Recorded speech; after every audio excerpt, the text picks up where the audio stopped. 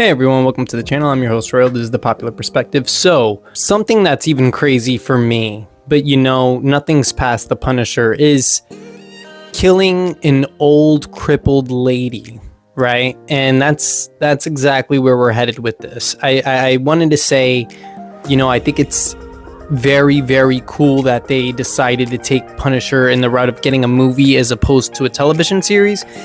I'm not entirely happy that it's a television movie because it looks so good that the fact that it's only 60 minutes long is like, it's killing me right now. That being said, this video is gonna feed into the entire breakdown over Punisher One Last Kill, from how it ended off in Born Again Season 1 and where it's gonna have him continuing in Spider-Man Brand New Day.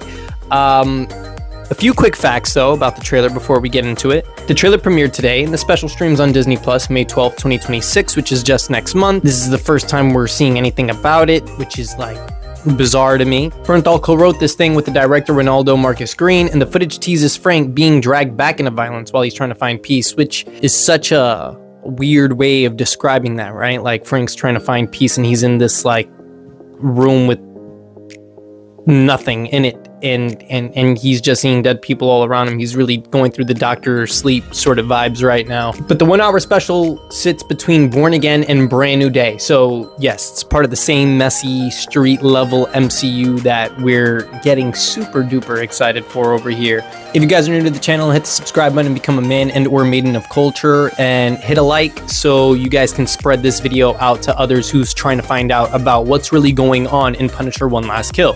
The trailer opens the way you'd expect a Punisher story to start off, right? Like, Punisher's brooding and the world is loud and someone gives him an excuse to stop brooding and start shooting. Tone is grim, cinematography is gritty, and the editing and like pace of this trailer is like a heartbeat monitor for violence. But it's very clear that Bernthal's Frank is not trying to be a hero, really leans into that this guy is irredeemable sort of vibe. He's haunted by his past, fellow soldiers and friends. He's violent, and he's not remotely interested in these PR stunts that Fisk is pulling. Or Mrs. Fisk, rather, right? We're gonna have to get into that. And can we also just talk about the hoodie and the beard for a quick second? We know from the Netflix series, which they're still keeping the roots that they grew back in Netflix in this show. You know, when he has the hoodie and the beard, like, he just turns into a beast, man. Like, the guy's gonna go crazy. The trailer doesn't spell everything out for us, but it does leave us a few breadcrumbs that we can feed off. And one of the biggest breadcrumbs that it leaves us is Ma Ganucci. The Ganucci crime family was teased in like set photos and reports. I actually was on set when they were filming this thing. They filmed it in Queens, which makes sense because the whole mob ties and connections and all that.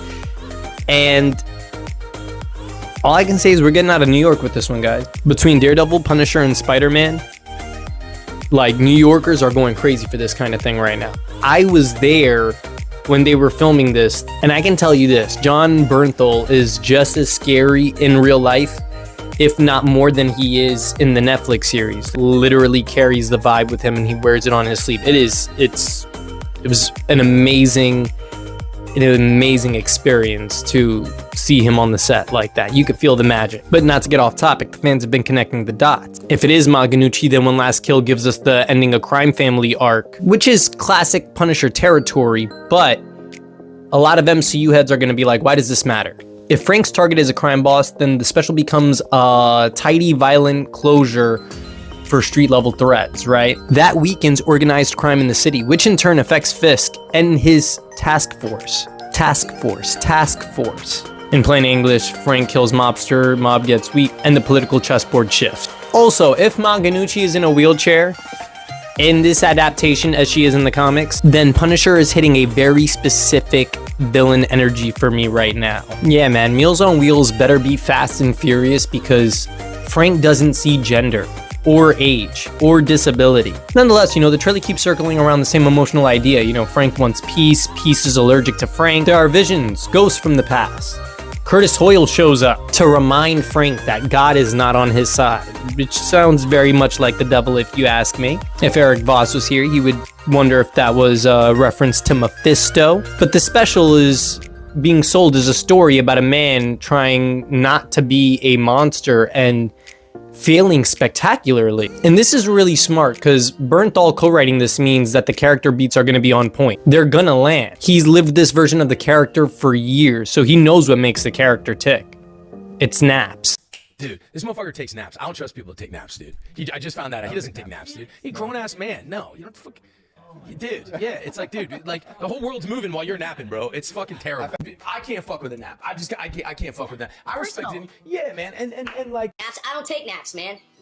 I don't take naps. Fuck, that's for the fucking birds, man. I just ain't doing that shit. I'm not taking a nap. The special is not an island, by the way. It's explicitly positioned between Born Again and Brand New Day as a bridge. That means these events could ripple into the Spider-Man movie and ongoing affect the Daredevil story arc. Brand New Day's trailer even shows us that Frank's presence will be in the summer film, so we could expect that overlap. Born Again escalates Fisk's anti-vigilante campaign, and Punisher cleans up the criminal threat that weakens Fisk's street power. Brand New Day shows Spider-Man getting the key to the city, and of course Frank appearing in the background. It might not really mean what we think it means. Like, we see Vanessa Fisk is up there, and Punisher is still very much so on the streets out there, which is very well past this film, and not by much neither. We see that for the majority of this film, Punisher is gonna be in streetwear, like a hoodie, have the beard hiding his face under the hoodie, but it's really gonna be him in that sweater for the majority of the film until, I'm assuming, towards the latter end of the film, you know, probably in the third act of the film, he might end up wearing the vest, which is towards the end, which really starts his story as the return of the Punisher coming back in Spider-Man's movie. This is very interesting. The reason this is interesting is because it's showing that these street-level heroes are finally being positioned for a greater story amongst the worldly heroes in the MCU. Why do we say this?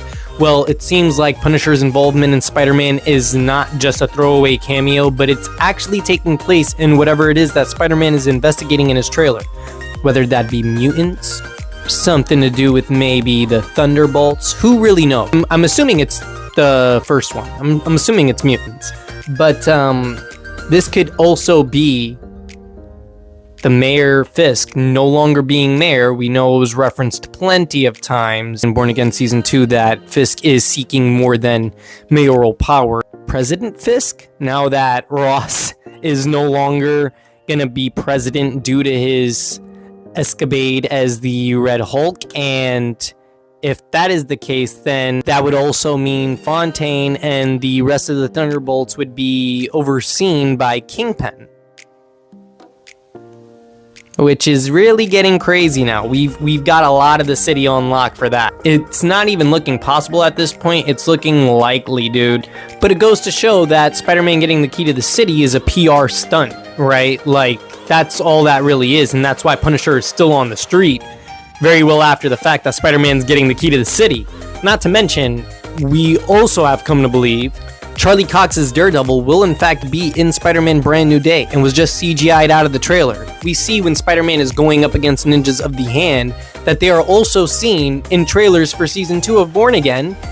And, you know, when you put this ninja next to this ninja, besides the spinal cord, they look pretty similar. It's going to be a crime family arc that Punisher was dragged back into when he went into hiding after Born Again Season 1, ending the Ganucci crime family, which is going to lower Fisk's power in the streets and most likely get him into some trouble. This is bizarre because not only does it sound freaking amazing, but it also sounds crazy hearing Punisher just kick over an old lady's wheelchair and just like straight blasts her. Like that's buck. But you know, Punisher doesn't see disability. He sees the crime, right? And the crime's met with punishment. And I really can't wait for the sequel. And the first one hasn't even came out yet. The first actual perfect Punisher movie, and it's only going to be an hour long. Ugh, Look guys, it's a brutal emotional Punisher story that sells as also connective tissue to the larger MCU. Expect violence, expect regret, expect a lot of gun cleaning, and expect nobody to be taking a nap in this film. I don't take naps, man. I don't take naps. Fuck, that's for the fucking birds, man. I just ain't doing that shit. I'm not taking a nap. I will most definitely be watching the special on May 12th. And if you guys are going to be watching it on May 12th, hit me in the comments down below and let me know you guys are going to be watching it on May 12th. Let's just go crazy about this while we still have at least a month to be excited about this movie. And they waited this long to advertise it. Also, if you guys made it to this point of the video, hit the like button and spread out this story to everybody else so we can all have a heads up on what's going on with Punisher. They definitely need more marketing on that side right now because this is going to be phenomenal. And also, if you made it to this point, subscribe to the channel to be a man and or maiden of culture, not just because it's the right thing to do, but also because it's convenient and especially because it's the right thing to do. We're always trying to do the right thing over here, but until we're talking about something like this or something completely different, stay happy, stay healthy, stay humble, and I'll be seeing you guys real soon. God bless. Now talk about Superman. Superman is not my favorite.